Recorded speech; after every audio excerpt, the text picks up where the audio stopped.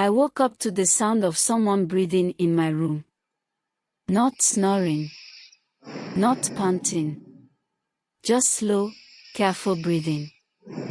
Like they didn't want me to know they were there. At first, I thought maybe it was my uncle checking in on me, but then my eyes adjusted to the dark.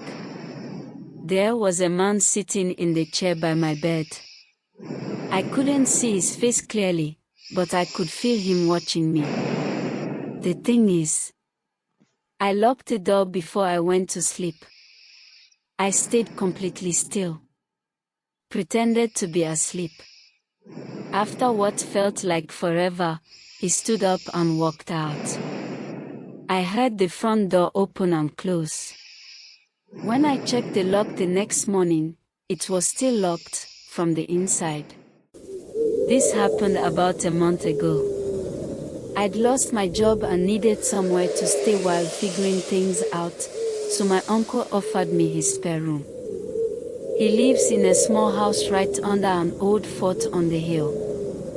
The thing is falling apart, just crumbling stone walls and a few broken towers, but at night it looks almost alive. Everyone in the village says the fort is haunted. My uncle never talks about it, but my aunt gets this weird look when it comes up. The first couple nights were fine. It's a quiet place, and the air smells like wood smoke from the neighbors' stoves. But I started noticing strange things pretty quickly. On my third night, I heard footsteps upstairs. The thing is, this is a one-story house. There's no upstairs. I figured maybe it was an animal on the roof. Then, the next morning, my phone charger was gone from the nightstand. I tore the room apart looking for it. That night, it was back in the exact spot I'd left it.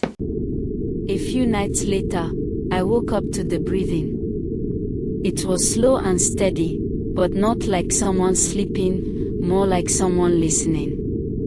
When I saw the man in the chair, I froze. The way he sat was strange, upright, hands resting on his knees, head tilted slightly down like he was studying me.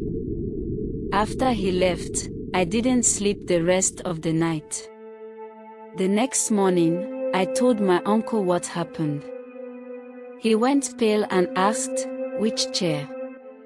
When I pointed to it, he just said, "Don't sleep in that room again." Later that day, my aunt pulled me aside and told me about the prince. Decades ago, before the fort was abandoned, it was home to a young prince. His father died young, and the boy became ruler before he even turned 20.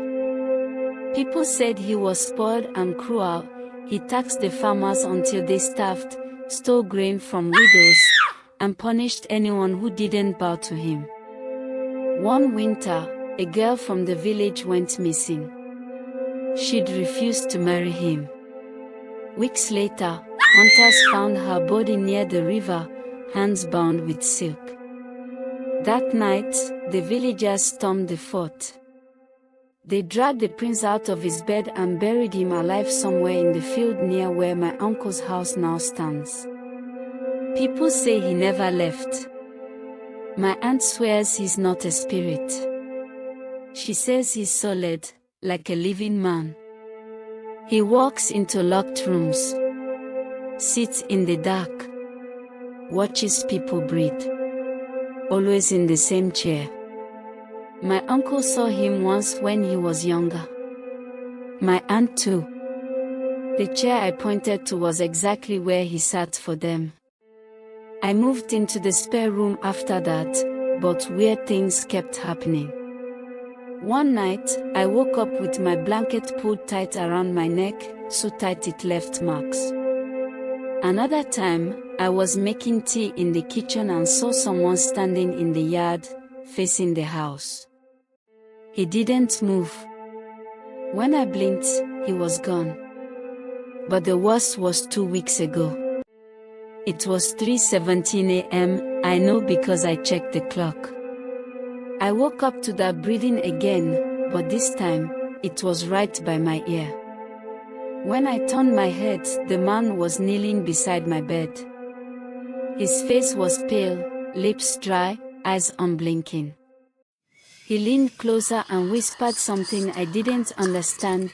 It sounded like another language. Then he stood, walked to the door, and disappeared. Not faded, just gone, like I'd blinked and missed the movement. I left the next morning.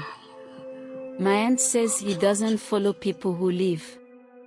But last night, in my new apartment in the city, I woke up in the dark. And I swear I heard slow breathing right outside my door.